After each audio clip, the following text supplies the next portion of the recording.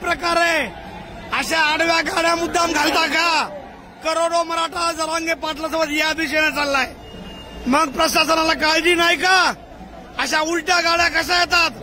म्हणजे मराठ्यांनी काहीतरी करावं, नंतर ह्यांनी म्हणाव की मराठे दोषी आहेत, मराठ्यांनी गोष्ट एखादी केली. ह्या गोष्टीला मी लाईव्ह व्हिडिओ पोस्ट करणार आहे.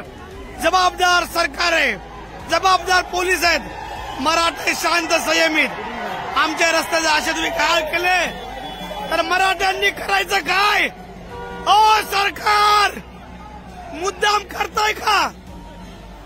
हा, आमच्यावर नंतर केसेस करायच्यात का? पाटील यायला दिसत नाही इकडं, इकडून पाटील यायलेत आणि हे मुद्दाम चालू इकडं, नंतर आमच्यावरच केसेस करा.